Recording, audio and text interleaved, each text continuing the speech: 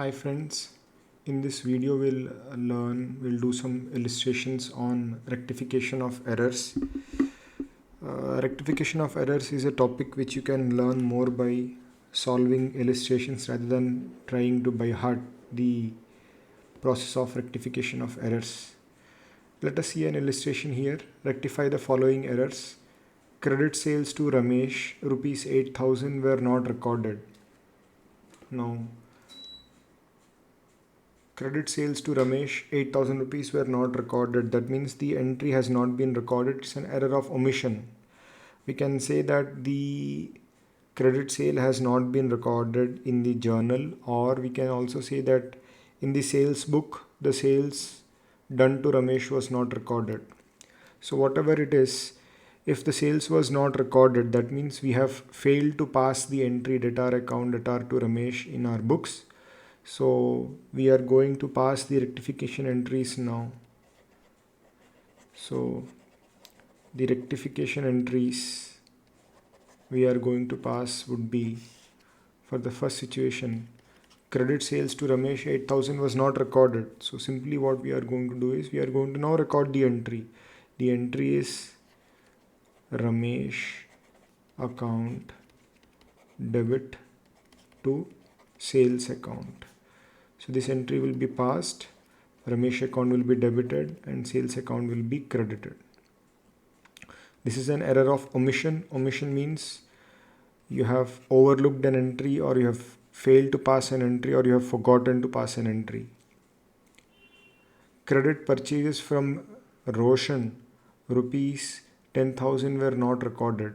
We have purchased some goods from Mr. Roshan, 10,000 rupees. Again the same was not recorded. If you are only preparing journal entries, if you are only having a book called as the journal, then we would have passed the entry purchases account debtor to Roshan account in the books. If we are following the subsidiary books concept, in such case we go to the purchase book and we record the name of Roshan in the purchase book and we record the amount. When we record the name of Roshan in the purchase book, it is equal to passing of a journal entry purchase account debtor to Roshan account. Purchase account is automatically debited and Roshan account is credited when we record this transaction in the purchase book. But here what happened was the credit purchase from Roshan was not recorded, neither in the journal or nor in the purchase book. So now we have to record the journal entry. Again, this is an error of complete omission. We have forgotten to record an entry. So entry would be purchases account debit to Roshan account 10,000.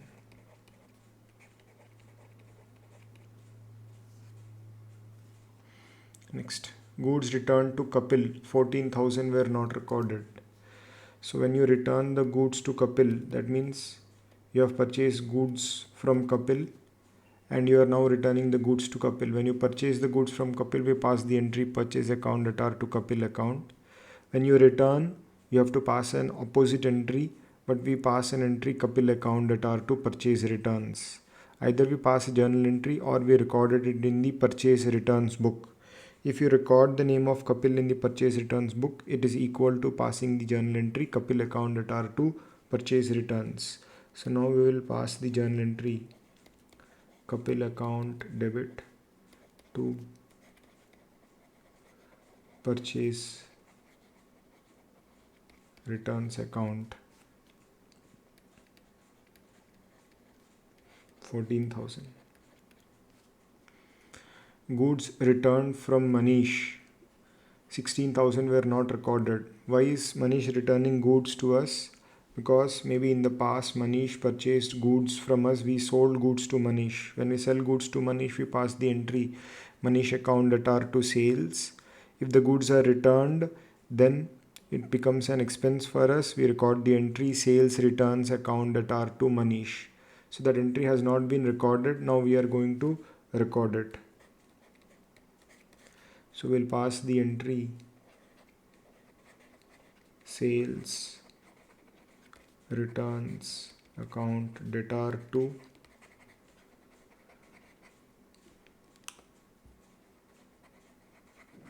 Manish account 16,000.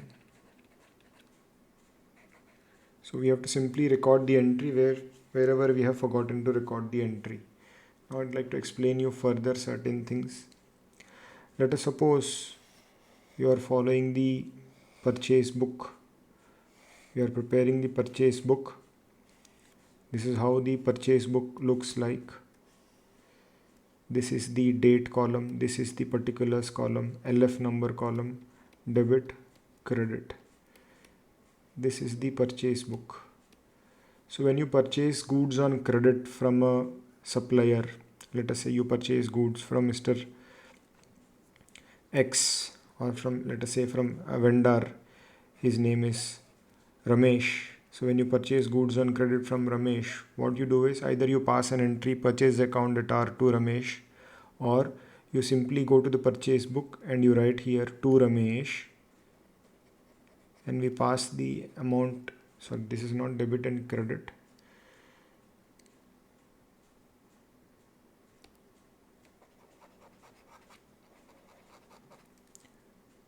This is rupees and rupees. We just go to the purchase book and we write to Ramesh 10,000 rupees. So when you purchase goods on credit from Ramesh, instead of passing the entry purchase account at R to Ramesh, we just go to the purchase book, we write the date here, and then we write to Ramesh the amount here. Okay. This is equal to passing a journal entry. When you record Ramesh's name in the purchase book, it is equal to passing a journal entry purchases account debtor to Ramesh account 10,000. Why? Because at the end of the month, the total of the purchase book is posted to the debit side of the purchase account, and Ramesh account is immediately credited, and we record buy purchases in Ramesh account. So when we prepare purchase book, what we do is the total of the purchase book is debited to the purchases account in the ledger. We'll write to sundry creditors.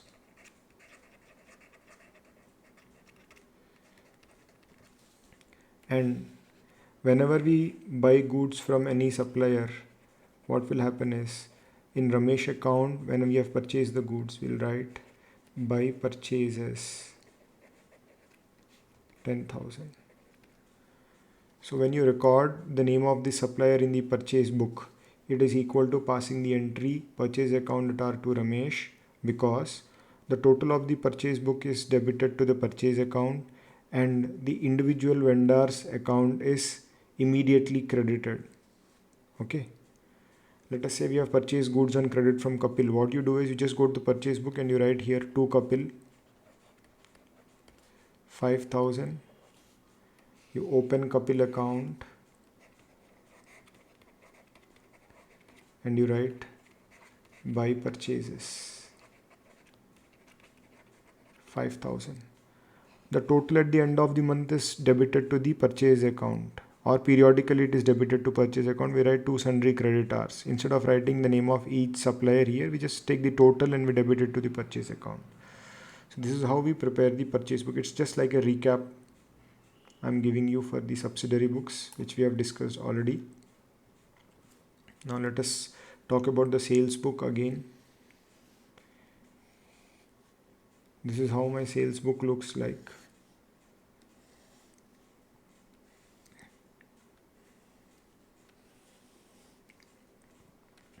Date, particulars, LF number, rupees. Sales book. Sales book is now used only for recording credit sales. Let us say we now sell goods on credit to Sunil. What is the entry we record? Sunil account at R2 sales account. But when we prepare the sales book, we just write by Sunil here. We'll write the date here and we write the amount. Let us say 20,000. Now writing Sunil in sales book 20,000 is equal to passing an entry Sunil account at R2 sales. What should be the impact of this entry? The impact of this entry is Sunil account will be debited and sales account will be credited. Okay, let us see whether that effect happens or not. We sell some more goods on credit to, say, Kiran. We pass the entry Kiran account at R to sales, or we just go to the sales book and we write here by Kiran. We write the date here, say 15,000. This is equal to passing an entry Kiran account at R to sales account. This is equal to passing an entry Kiran account at R to sales account. Now what happens at the end of the month? The total of the sales book, let us say it is 35,000. We go to the sales account in the ledger and we write here by sundry debtors 35,000.